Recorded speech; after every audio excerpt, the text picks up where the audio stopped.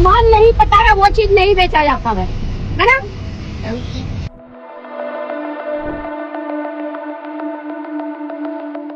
हो तुमको जय श्री राम बोलना पड़ेगा। और जो हम करते हैं हमको करने दिया जाए, और जो हिंदू भाई करते हैं उनको भी न रोका जाए। तो बच्चों को फीस के नाम पर लूटा जा रहा है, अस्पतालों में जो लूटा जा रहा है उसके खिलाफ आवाज, क्या वो हिंदू नहीं है? क्योंकि जो आदमी जिस घर में रहता है उस घर में कभी भी बंटवारा नहीं करता, उस घर में कभी माहौल नहीं खराब करता, उस घर के लोगों को बांटता नहीं है। तो अब पाकिस्तान को जरूरत नहीं है हिंदुस्तान में घुस के करने की, क्योंकि उनके एजेंट ये घूम रहे हैं। ये होना चाहिए और उसके लिए पूरा छत्तीसगढ़ समाज, मुस्लिम समाज, हिंदू समाज, सिख समाज, ईसाई समाज सब प्रशासन के साथ में है। और जब ये बताए कि मैं मुसलमान हूँ तो पूरा ऐसे उठा के फेंक दिए, हमारा नुकसान करे हैं। ये प्रदेश का हिंदू समाज भी, छत्तीसगढ़िया समाज भी, क्या बोलते हैं, मुस्लिम समाज भी, क्रिश्चियन समाज भी चाहता है कि कोई भी व्यक्ति धर्म के नाम पर, जाति के नाम पर अगर उन्माद पैदा करता है तो उसको इस प्रदेश में रहने का अधिकार नहीं होना चाहिए। 15 फरवरी दिन रविवार को महाशिवरात्रि थी और वो एक हिंदुओं का त्यौहार था। हिंदू बहुत अच्छे तरीके से उस त्यौहार को मनाते भी हैं। लेकिन उस दिन छत्तीसगढ़ के दुर्ग जिले के देव बलौदा में एक बहुत भव्य शिव मंदिर है और उसके आसपास एक बाजार है। तो एक वीडियो वायरल होता है, वहाँ के कुछ बजरंग दल के लोगों के द्वारा कुछ विशेष समुदाय के लोगों के साथ छीना झपटी की जाती है, गाली गलौज की जाती है। उसी के विरोध में आज बहुत बड़ी संख्या में जो मुस्लिम समुदाय है वो दुर्ग जिले के कलेक्टर ऑफिस पहुंचा है। हमारे साथ प्रत्यक्षदर्शी है और इनके साथ भी जो है उन संगठनों ने गाली गलौज किया है, अमानवीय व्यवहार किया है। आइए जानते हैं पूरा मामला क्या है। आप उस दिन देव बलौदा के बाजार में दुकान लगाए? जी, दुकान लगाई थी सर। वही है सर, जो भी बजरंग दल वाले हैं आके हमको बोला गया कि आप मुसलमान होकर फ़ोटो बेच रही हो, तुम इसका इज्जत नहीं करती हो और हमारा धर्म बेचकर खा रही हो, तुमको जय श्री राम बोलना पड़ेगा। और जो कश्मीर में जो भी हुआ है उसका बदला, मतलब एक तरह से वो पूरा खुन्नस मेरे ऊपर निकाल रहा था। है ना। तो मैं ये बोली मुझे वहाँ से क्या लेना देना, मैं यहीं की रहने वाली हूँ, मुझे यहीं रह जाना है। ऐसे करके बोले तुम लोग को तो यहाँ से बाहर निकालेंगे, तुम यहाँ से अपना दुकान उठाओ और यहाँ से जाओ। ऐसे करके मुझे बोला गया। तो वो लगा रहे थे कि वहाँ पे एक जो चाट वाला था उनका नाम जो है अलग था और उनकी दुकान का नाम अलग था। सर देखिए, अगर वो वो किराया का ठेला लिए हैं तो वो किराया जो जिससे लिए ना वो बोले कि आप ये बोर्ड को उतार देना, तो वो नहीं उतारा है, वो उसी में लगा लिया था। उसकी वही गलती है और कोई गलती नहीं है। और अगर ऐसा था तो उसको जाना नहीं था, उसको रुकना था वहाँ पे। अब विवाद उनके साथ था, लेकिन वो लोग आपके पास कैसे हैं?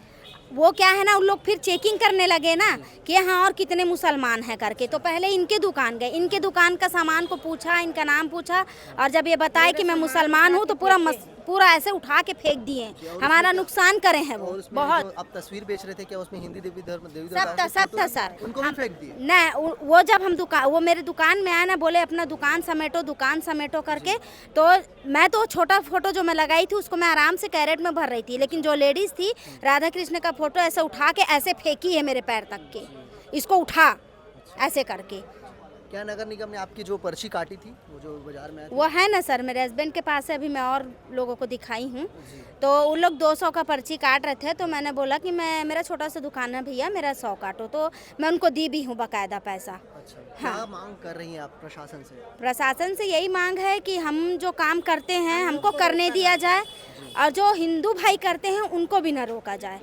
ना हमारे वाले रोके ना उनके वाले रोके, सबको कमाने खाने का हक है, सबको कमाने खाने इसके बाद भी आप ये काम करेंगे जो आप करेंगे, क्यों नहीं करेंगे भाई, वही काम है हमारा, वही काम हमको करना ही है, उसी में हमारी जिंदगी है। ये 2 महीना हम उसी में कमाते हैं सर, वही हमारी रोजी रोटी थी। और जो हमारा धंधा इस साल का जो हमारा नुकसान है, जो हमारा कमाई है, जो हम कर्जा करके लिए जो भी करके हम अपना माल लाए हैं, वो पूरा मेरा बर्बाद कर दिए हैं। अब मैं उसको जलाऊं कि फेंकूं, क्या करूं आप लोग बता दो, मैं क्या करूं उसको? भगवान है ना उनका, देवी देवता, इतना था तो उसको भेजो मेरे घर और पूरा खरीद के लेके जाए मेरा माल जो मेरे घर में पड़ा है। ये भी कहा जा रहा था कि कुछ थूक लगा के बेचा जा रहा था। वो ठेले वाले के ऊपर बात है सर, वो तो हम लोग अगर बोलेंगे कि आप लोग गैया का गौमूत्र जो वो करते हैं, हम लोग तो उसके बारे में किसी को कुछ नहीं बोले। आप लोगों ने आज तक कोई भी बयान सुना है कि हमने ऐसा कहा हो? हम लोग कोई भी बोला है ये बात को? हम तो एक दूसरे से लेते देते खाते, हमारे काम में वो आकर हाथ बटाते, उनके काम में हम जाकर हाथ बटाते। हमारे मोहल्ले में हम कोई हमारे ऊपर आज तक ऑब्जेक्शन या ना हमारे हिंदू भाई ना बहन बोली, हमारी घर जैसे हैं। हमारी बेटियां पूरी राखी बांधती, उनकी बेटी नहीं है करके, और यही लोग ऐसा हम लोग के ऊपर उंगली उठाते हैं। इस प्रकार के आपके साथ अमानवीय व्यवहार किया गया है, क्या आपके मन में किसी भी प्रकार का डर है? डर तो है ना अभी भी। अगर पुलिस प्रशासन अच्छे से अपनी कार्रवाई नहीं करेगी तो हमको डर बना रहेगा। कल को हमारे हस्बैंड है, हमारा बच्चा पढ़ने जाता है, हमारी बेटियां पढ़ने जाती है, हमको तो डर लगा रहेगा ना कि हमारा बच्चा अकेले गया है। अगर वो समय से घर नहीं आएगा तो हमको डर लगे रहेगा। हमारे हस्बैंड रात बिरात 12-1 बज जाता आने के लिए, अगर वो नहीं आएंगे तो हमको डर पड़ा रहेगा।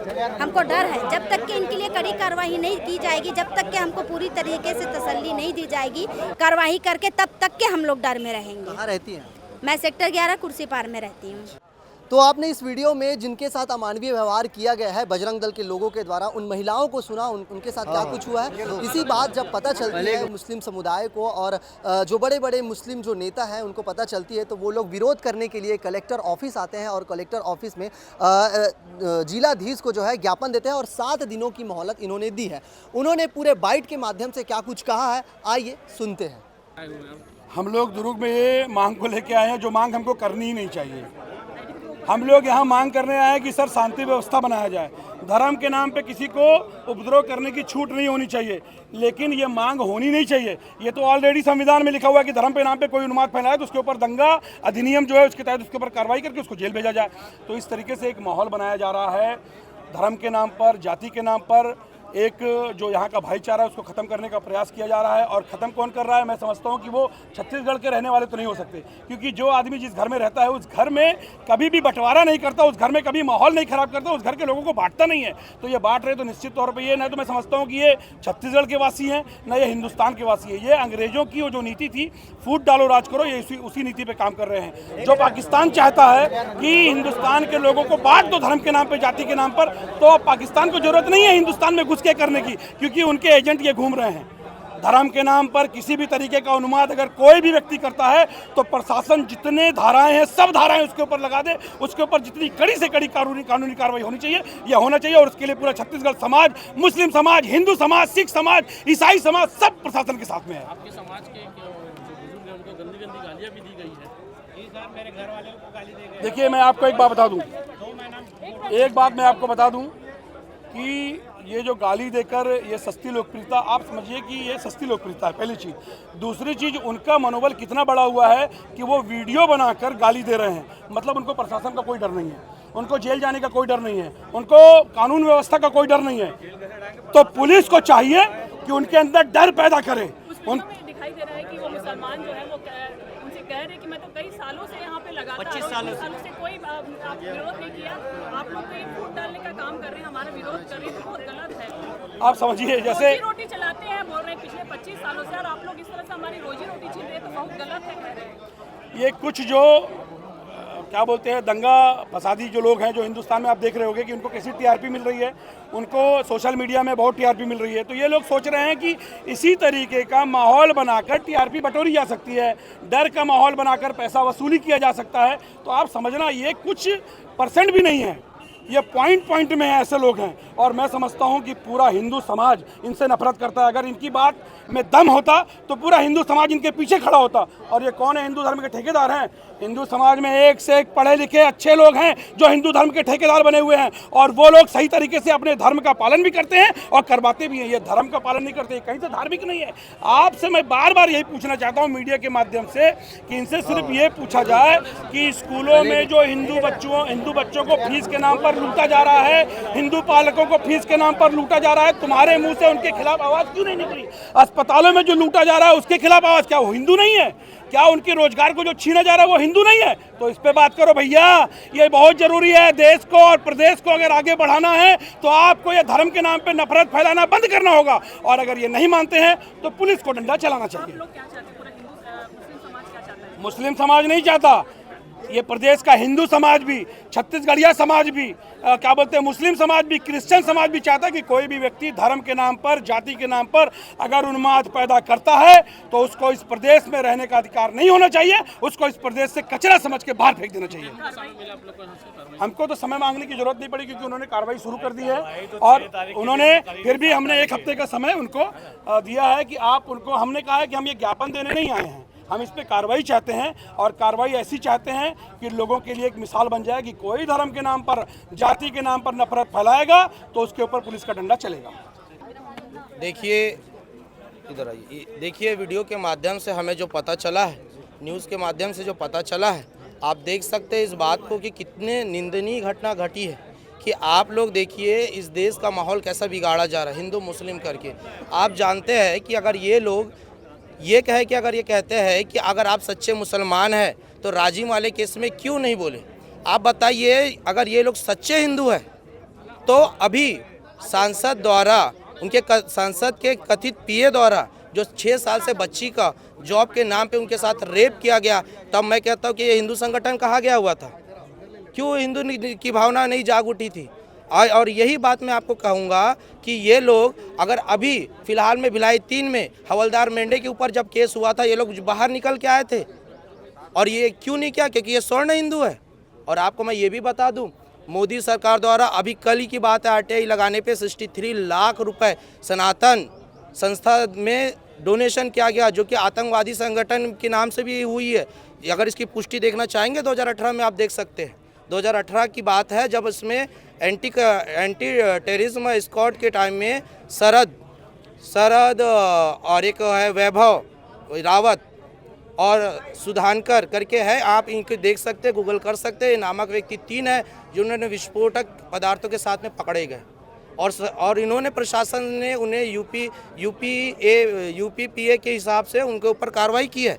लेकिन मैं कहता हूं, क्या ये भारत के लिए सच्चे हिंदू है या भारतीय है? पहले आपको सच्चे भारतीय बनना पड़ेगा, बाद में सच्चे हिंदू बनना पड़ेगा। और क्या कसूर था मेरी बहनों का, क्या कसूर था मेरे भाई का? अगर कोई कहता है कि अगर आप हिंदू धर्म की फ़ोटो नहीं भेज सकते, अरे मैं तो तुमसे लाख गुना अच्छे है ये लोग कि घर घर में हिंदू देवी देवताओं को तो पहुँचा रहे हैं।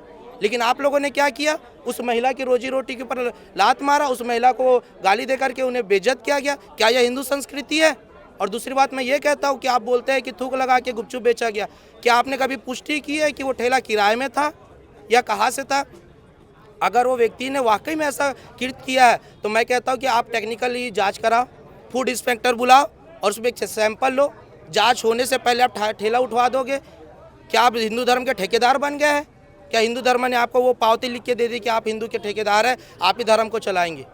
मैं आपको साफ साफ बता देता हूँ, ये वो मुसलमान हैं जो महाकुंभ में जिस दिन भगदड़ मची, हमारे हिंदू भाई लोग जब मरे गए, और इतनी भगदड़ में रात के 2-2, 3-3 बजे तक यही मुसलमान भाई थे जो उन्हें पनाह दिए, भोजन दिए, खाने के लिए, रहने के लिए व्यवस्था दिए, कपड़ा दिए, तन ढकने के लिए तक कपड़ा दिए। ये वो मुसलमान भाई है। तो आप ये नफरती राजनीति यहाँ पे न फैला। यदि नफरती राजनीति फैलाएंगे तो भीम आर्मी अपने बहनों और भाइयों के साथ में और मुस्लिम कम्युनिटी के साथ कंधे से कंधा मिलाने के लिए तैयार है। अगर प्रशासन को टाइम देगी हफ्ते भर के अंदर, अगर इस पर कार्रवाई नहीं कहती है तो मैं आपसे कहता हूँ कि दुर्ग, भिलाई, रायपुर पूरा प्रदेश स्तर पर चक्का जाम हो जाएगा और यहाँ पर हमारे भाई चंद्रशेखर आजाद पार्लियामेंट में इसकी आवाज़ रखेंगे।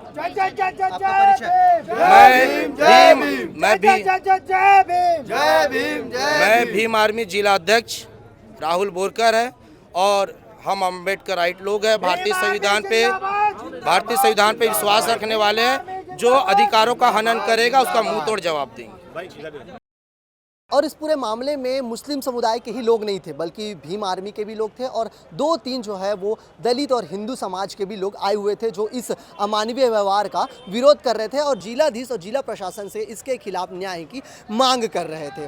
हमने जो है पूरा वीडियो जो आपको दिखाया है, लेकिन लगातार एक वीडियो सोशल मीडिया में वायरल हो रहा था और इसकी काफ़ी चर्चा भी हो रही थी पूरे छत्तीसगढ़ में और बाहर भी हो रही थी। लेकिन आप इस मुद्दे को कैसे देखते हैं? क्या कोई व्यक्ति को सिर्फ व्यापार के नाम पर या फिर के कामकाजी के नाम पे किसी को गाली गलौज करना कितना हद तक सही है? अब जो है इस देश में लड़ाई सिर्फ हिंदू मुस्लिम के नाम से नहीं की जा रही है। अब जो हिंदू मुस्लिम की जो जड़ है, वो जो जहर है, वो उनके कामों में, उनके व्यवसाय में, उनकी जीवन रोटी में भी घुल चुका है। इस पूरे मामले में आपका क्या कुछ कहना है? कमेंट्स में जरूर बताइए और ऐसी जानकारी के लिए हमारे साथ बने रहिए। धन्यवाद।